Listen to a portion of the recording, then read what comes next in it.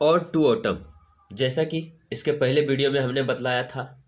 कि ये जो पोएम है ode to autumn John Keats के द्वारा लिखी गई है। ऑड ऑड का मतलब होता है गीत। टू ऑटमन सीजन का नाम है जिसका मतलब होता है पतझड़। तो पतझड़ के गीत, इसके पहले वीडियो में हमने आपको बतलाया था कि पतझड़ के बारे में ज़्यादा कवियों ने लिखा नहीं है। यही तो एक कवि की विशेषता है, उसके दूरदर्शी सोच का विशेषता है कि आखिर कवि कहाँ तक सोच सकता है। कहते हैं कवि के बारे में कि जहाँ न पहुँचे रवि वहाँ पहुँचे कवि।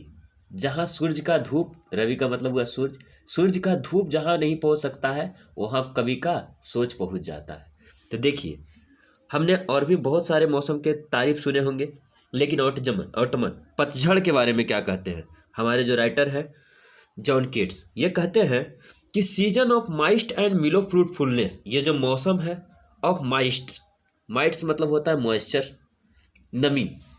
आर्द्रता का मौसम है। एंड मिलो फ्रूटफुलनेस, मिलो मतलब होता है पके हुए,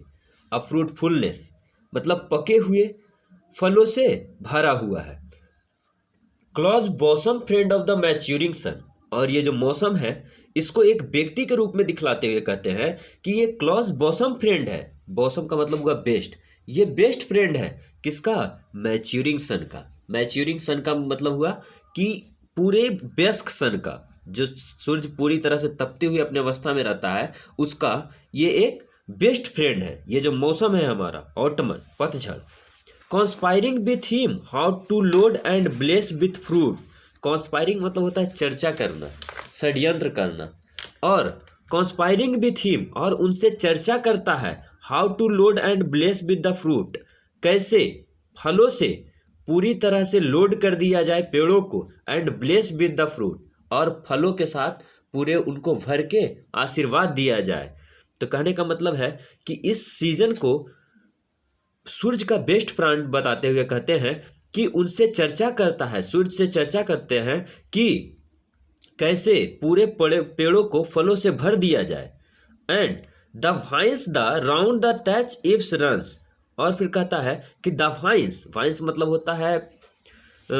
लताएं that round the thatch eaves runs. Thatch मतलब होता है जी छज्जा, घर का जो निकला हुआ भाग होता है ना वो कहलाता है छज्जा। तो उस पर कहता है द वाइन्स डेट राउंड, और लताओं को कैसे गोल गोल घुमा के द थैच एप्स रंच मतलब उन छज्जों पे चढ़ा दिया जाए।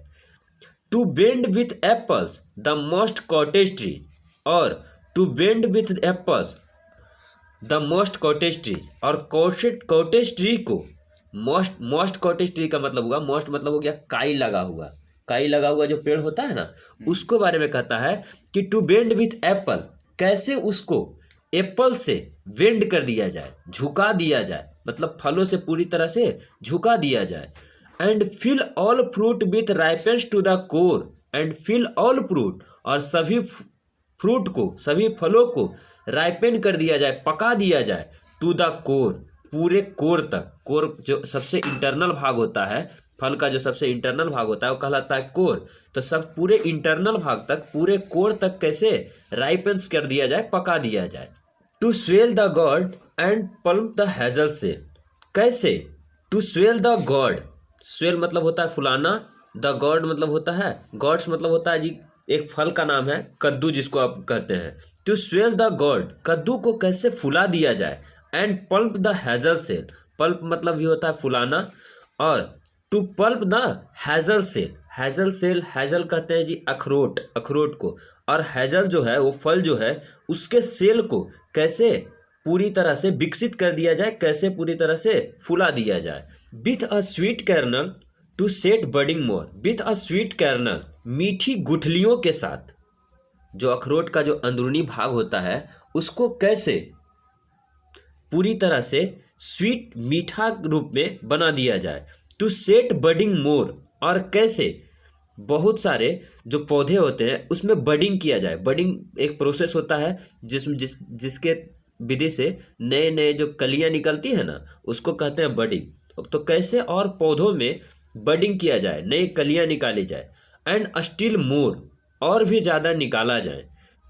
Later flower for the bees until they think warm days bees never cease, later flower for the bees, और तैयार किए जाए फूलों को मधुमक्खियों के लिए। अनटिल दे थिंक, जब तक कि वो ये ना सोचने लगे, warm days will never keys, गर्मी के जो दिन हैं warm days will never keys, कभी ना रुके। सीज मतलब होता है रुकना, कभी ये ना रुके, कभी समाप्त ना हो। For summer has o'er brimmed their clammy cell, और ये जो समर है, गर्मी है, ओ ब्रिम्ड पूरी तरह से भर दे, पूरी तरह से उसको भर दे, देयर क्लेमी सेल, क्लेमी मतलब होता है चिपचिपा, मधुमक्खी का जो छत्ता होता है उसको चिपचिपे रस से पूरी तरह से भर दे। कहने का मतलब है कि इस पूरे पंक्ति में, पूरे अपने पहले पैराग्राफ में हमने देखा कि इस सीजन को कभी सूरज के बेस्ट फ्रेंड के रूप में दिखला रहे हैं, और कहते हैं कि ये जो बेस्ट फ्रेंड है वो चर्चा कर रहा है, ये ऑटम जो पतझड़ मौसम है अपने बेस्ट फ्रेंड सूरज से चर्चा कर रहा है कि कैसे पेड़ों को पूरी तरह से फलों से भर दिया जाए, कैसे उनको फूलों से पूरी तरह से भर दिया जाए, कैसे गॉड को, कद्दुओं को फुला दिया जाए, कैसे हम हेजल अखरोट को पूरी तरह से फुला दे मीठे फलों से, और कैसे मधुमक्खियों के लिए until they think warm days will never की, मधुमक्खियों के लिए पूरी तरह से भर दे हम उसके जो छत्ते होते हैं उसको क्लेमी सेल, चिपचिपे मध से पूरी तरह से ओब्रिम्ड कर दे, पूरी तरह से भर दें। इसके बाद अपने दूसरे पैराग्राफ में राइटर जॉन कीट्स ने इस मौसम को प्रोत्साहित करते हुए उसकी उत्साह बढ़ाते हुए लिखते हैं कि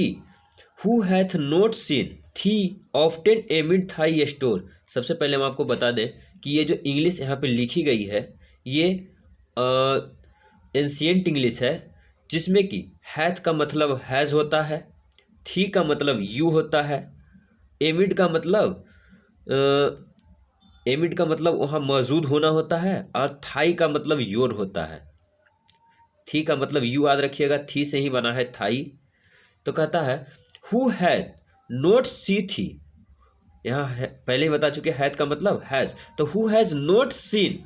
you often amid thy store, किसने तुम्हें नहीं देखा है, ऑफ्टन एमिड थाई स्टोर, हमेशा, ऑफ्ट मतलब ऑफ्टन प्रायः, प्रायः तुम पाए जाते हो थाई स्टोर, अपने स्टोर में, अपने जो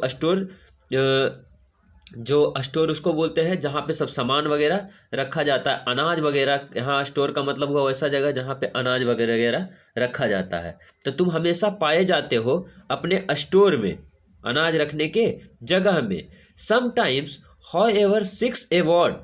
कुछ समय कोई, होएवर कोई, सिक्स अवॉर्ड, सिक्स मतलब होता है ढूंढना, ढूंढता है, abroad sometimes whoever seeks abroad, कुछ समय कोई जब तुम्हें ढूंढता है, अवॉर्ड, अवॉर्ड मतलब होता है बाहर, विदेश, तो जब तुम्हें कोई बाहर ढूंढता है, मे फाइंड थी sitting careless on A granary floor, लेकिन मे फाइंड तब वो पाता है, थी मैंने बताएं पहले ही, यू पाता है तुम्हें, सिटिंग केयरलेस बेपरवाह बैठा हुआ, on A granary floor, granary floor मतलब होता है, ग्रेनरी मतलब होता है अनाज गृह, अनाज रखने की जो बड़ी जगह होती है ना वो कहलाती है ग्रेनरी, तुम पाए जाते हो उस अनाज गृह के फ्लोर पे। तो कहने का मतलब है कि यहाँ जो हमारे पोएट हैं उस मौसम को समझाते हुए कहते हैं कि किसने नहीं देखा है तुमको, हु हैड नॉट सीन थी, किसने तुम्हें नहीं देखा, ऑफ्टन एमिड थाई स्टोर, तुम प्रायः पाए जाते हो उसके स्टोर में, उसके अनाज गृह में। समटाइम्स हाउएवर सिक्स अवॉर्ड, जब तुम्हें कोई बाहर ढूंढने के लिए जाता है, मे फाइंड थी तब वह तुम्हें पाता है, थी मतलब यू, तुम्हें पाता है, सिटिंग केयरलेस पूरी तरह से बेपरवाह बैठा हुआ, ऑन ए ग्रेनरी फ्लोर अनाज गृह के फ्लोर पे, ग्रेनरी माने अनाज गृह के फ्लोर पे। Thy hair soft lifted by the winnowing wind, thy hair, thy माने योर, तुम्हारे हेयर जो तुम्हारे बाल हैं, सॉफ्ट लिफ्टेड वो उड़ते रहते हैं, bye the winnowing bind, winnowing bind मतलब होता है, विनोइंग का मतलब होता है ओसाना, जानते होंगे, जो अनाज को एक प्रक्रिया होता है जिससे कि उसके गैंग जो अवशिष्ट मटेरियल होते हैं उसके बाहर निकालने की एक प्रोसेस होती है हवा के द्वारा, जिसको बोलता है ओसाना, वही प्रोसेस कहलाता है विनोइंग। तो वो जो प्रोसेस होता है विनोइंग बाइंड, उसी के द्वारा तुम्हारे हवा, उसके जो हवा होते हैं उससे तुम्हारे बाल उड़ते रहते हैं। On on A half read furrow sound sleep, और तुम सोए हुए पाए जाते हो अधूरी नींद में फ्यूरो साउंड स्लीप। फ्यूरो होता है वो जगह, जैसे आप खेत में देखे होंगे कोई फसल लगाने के लिए कुछ मिट्टी को जमा किया जाता है, जैसे कि आपके देखिए ना लाइन बाई लाइन नहीं लगाया जाता है आलू लगाने के लिए या फिर किसी और फसल को लगाने के लिए। आपके देखिए स्क्रीन पे दिखा रहा है, ये जो दिखाया जा रहा है ये कहलाता है फ्यूरो, जिसको आरी भी कह सकते हैं। आरी नहीं, आरी तो खेत का बाहर वाला हो गया। ये है जो खेत के बीच में जो पड़ता है, कुछ बोलता है उसको जी, क्यारी। हाँ, मतलब वो जो ये जो खेत के बीच में जो लगा हुआ होता है इसको हम क्यारी बोलते हैं। तो तुम पाए जाते हो अधूरी नींद में इस क्यारियों पे। Dropped with the fume of puppies, dropped मतलब होता है मदहोश करना, मदहोश होना। तो dropped with the fume of puppies, puppies एक फूल का नाम है, जो कि जो ये लंदन के इंग्लैंड में पाया जाता होगा, उसी फूल के बारे में कहते हैं कि drop with the fume of puppy, तुम मदहोश होते हो उस पपी के फूल के सुगंध से। देखिए पपीज फूल का आपके स्क्रीन पे फिगर दिख रहा है, इसी फूल से तुम मदहोश होते हो। ये पतझड़ को कहते हैं कि ये जो तुम्हारे मौसम में पाए जाने वाले फूल हैं उससे तुम मदहोश होते हो। While thy hook spare the next ट्राई, और जब तुम्हारे थाई बने योर, जब तुम्हारे हुक जो काटने वाला होता है, स्पेयर्स द नेक्स्ट स्वैथ, स्वैथ मतलब होता है जी फसल का काट के जो खेत में लगाया जाता है ना, हमारे भाषा में उसको पतान बोलता है। तो वही पतान तुम पाए जाते हो उस नेक्स्ट स्वैथ पे। And all it's twined flower, और उससे जुड़े हुए फूलों के साथ पाए जाते हो। And some time like a gleaner thou dost keep, और कुछ समय तुम एक ग्लीनर की तरह, ग्लीनर एक मशीन होता है जिससे कि समेटने के काम में आता है, बट मतलब जमा करने के काम में आता है, उसकी तरह तुम वहाँ खड़े रहते हो। Steady thy laden head across a brook, और स्टडी मतलब होता है दृढ़तापूर्वक, और कभी थाई मतलब तुम खड़े होते हो लैडन एक्रॉस ए ब्रुक, नहर के उस पार। Laden head across a book, book मतलब होता है नहर, नहर के उस पार। और बाई ए साइडर प्रेस, और खड़े होते हो एक साइडर प्रेस के पास। साइडर प्रेस एक मशीन होता है, स्पेशली इस मशीन का प्रयोग हम एप्पल के जूस निकालने के लिए करते हैं, सेब के जूस निकालने के लिए किया जाता है। तो उस मशीन के पास तुम खड़े होते हो विथ पैसेंस लुक, पूरे धैर्यता के साथ खड़े रहते हो। Thou watchest the last oozings hours by hours, और तुम देखते रहते हो द लास्ट ऑजिंग्स, लास्ट धारा तक, लास्ट कतरा तक उस मशीन से, सेब के उस जो जूस वाला मशीन होता है उससे निकलते हुए लास्ट कतरा तक तुम देखते रहते हो घंटों तक। तो कहने का मतलब दूसरे पैराग्राफ में कवि कहते हैं, पोएट कहते हैं कि मतलब उसकी एप्रिसिएशन, उसके तारीफ करते हुए कहते हैं कि तुम कैसे अच्छे नहीं हो। तुम पाए जाते हो कि एक ग्रेनरी स्टोर में जहां अनाज रखा जाता है। कहने का मतलब है इस मौसम को हार्वेस्टिंग मौसम की तरह दिखलाए हैं, ऐसा मौसम जिसमें अनाज घर आता है, अनाज उस समय भंडार में भरा हुआ होता है। कभी उसको इस तरह से दिखला रहे हैं कि जैसे सेब के जूस निकालने में, मतलब हमेशा हार्वेस्टिंग के पर्पस से दिखला रहे हैं कि इस मौसम में पूरी तरह से हार्वेस्टिंग किया जाता है। स्वैथ पतान पे दिखा रहे हैं कि फसल काटा जा रहा है, उसके पतान पे दिखते हो, या फिर साइडर प्रेस जूस निकालने वाली मशीन के पास दिखते हो। तो कहने का मतलब इस मौसम को तुलना कर रहे हैं एक हार्वेस्टिंग मौसम के रूप में, फसलों के घर आने के मौसम के में रूप में इसको दिखला रहे हैं। अपने लास्ट पैराग्राफ में पोएट जॉन कीट्स ने इस मौसम का तुलना किया है, तुलना क्या डायरेक्टली चैलेंज किया है मौसम स्प्रिंग को, बसंत ऋतु को चैलेंज किया है कि हम तुमसे अच्छे हैं, हम तुमसे अच्छे क्यों नहीं हैं। इस तरह का डायरेक्टली चैलेंज करते हैं बसंत ऋतु को। बसंत ऋतु को चैलेंज करते हुए कहते हैं कि where are the song of spring, बसंत के गीत कहाँ हैं। आई वेयर आर दे, कहाँ हैं वे। थिंक नोट ऑफ देम, तुम उसके बारे में मत सोचो। बसंत ऋतु के बारे में समझाते हुए कहते हैं, पतझड़ मौसम मतलब ये जो कवि हैं पतझड़ को समझाते हुए कहते हैं कि कहाँ है स्प्रिंग के गीत, बसंत के गीत कहाँ हैं, तुम उसके बारे में मत सोचो। Thou has thy music too, तुम्हारे पास, थाउ का मतलब you, thou has thy music too, तुम्हारे पास अपना गीत है। While barred clouds bloom the softly dying day, while मतलब होता है जब, जब वेरेड क्लाउड, वेरेड क्लाउड होता है छोटा छोटा टुकड़ा जो आसमान में बादल का छोटा छोटा टुकड़ा होता है तैरते हुए दिखता है, उसके बारे में कह रहे हैं कि barred cloud bloom the soft dying day, soft dying day हल्के गर्म दिनों को, जब जो बैरेड क्लाउड होता है जब उसमें घूमते हुए जब वो चमकता है वो बादल, वो तुम्हारे मौसम में, एंड टच द अस्टबल प्लेन, और टच करता है छूता है अस्टबल प्लेन को विथ रोजी ह्यू, अस्टबल प्लेन वो कहलाता है जो खूटी भरा खेत होता है फसल कटने के बाद जो छोटा छोटा रह जाता है जिसको हम अपने भाषा में खूटी कहते हैं, तो वो अस्टेबल प्लेन को जब वो छूता है और तुम्हारे दिन की जो सॉफ्ट डाइम डे का जब लाइट छूता है उसको, तब एक रोजी ह्यू, एक गुलाबी प्रकाश उत्पन्न होता है। Then in a wailful choir the small gnats mourn among the river sallows, फिर कहते हैं कि तब तुम्हारे इन ए वेलफुल चॉयर, विलाप करते हुए, वेलफुल मतलब होता है शोककूल, विलाप करते हुए, चॉयर मतलब होता है जी बजने वाला, द स्मॉल गैट्स मॉर्न, छोटे छोटे जो कीट पतंगे होते हैं, एमोंग द रिवर सैलोव्स, तो ये सब जो छोटे छोटे जो कीट पतंगे होते हैं तुम्हारे नदियों में क्या करते रहते हैं, तो आवाज़ करते रहते हैं, मीठी ध्वनि उत्पन्न करते रहते हैं। बॉर्न एलॉफ्ट, एलॉफ्ट का मतलब यहाँ हो गया एलॉन, अकेले जन लेकर, और sinking as the light wind lives और डाइज, और sinking as the light wind, light wind मतलब हो गया हल्की हवाओं से, चलती हुई हल्की हवाओं से, लाइव्स और डाइज रहते हैं और मर जाते हैं। एंड फुल ग्रॉन लैम्प्स, और जो पूरी तरह से फुल ग्रॉन मतलब जो बड़े वयस्क लैम्प्स होते हैं, लैम्प्स मतलब होता है भेड़,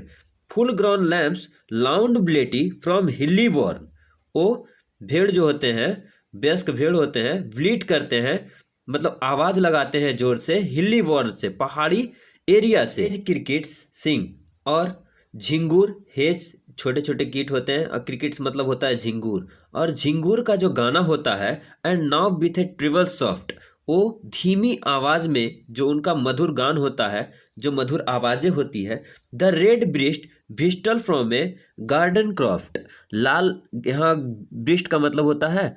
गौरैया, तो वृष्ट जो ये लाल गौरैये होते हैं उनका विस्टल्स करना, सीटी बजाना, from a garden croft, garden croft मतलब फुलवारियों में से जो गौरैयों का जो आवाज़ होता है वो। And gathering swallows twitter in the skies, और यहाँ गैदरिंग मतलब होता है झुंड, स्वैलोज, स्वैलोज यहाँ स्वैलोज चिड़िया के लिए प्रयुक्त किया गया है जिसका कि हम स्पैरो कहते हैं, स्पैरो गौरैया जो चिड़िया होता है हमारे यहाँ उसी तरह का वहाँ चिड़िया होता है जिसके लिए स्वैलो बर्ड का प्रयोग किया गया है। तो उसके बारे में कहता है the gathering swallows twitter in the skies, और जो ये गौरैयों का झुंड होता है वो आकाश में चहचहाते हुए रहता है। तो पूरी तरह से इस पूरे मौसम के बारे में कह रहे हैं, ऑटमन मौसम को समझाते हुए कह रहे हैं कि तुम स्प्रिंग मौसम का चिंता मत करो, उसके बारे में तुम मत सोचो, बसंत के बारे में तुम्हारे पास खुद का गीत है, तुम्हारे मौसम में भी गौरैये चहचहाते हैं, क्रिकेट्स जो ये झिंगूर होते हैं वो गाते हैं, और छोटे छोटे कीट पतंग और खेतों में पाए जाने वाले अस्टेबल प्लेन्स पर पाए जाने वाला जो रोजी प्रकाश होता है ये तुम्हारे मौसम को बहुत सुंदर बनाता है। तो तुम्हें अपने दूसरे मौसम से कंपेयर करने की कोई ज़रूरत नहीं है। तो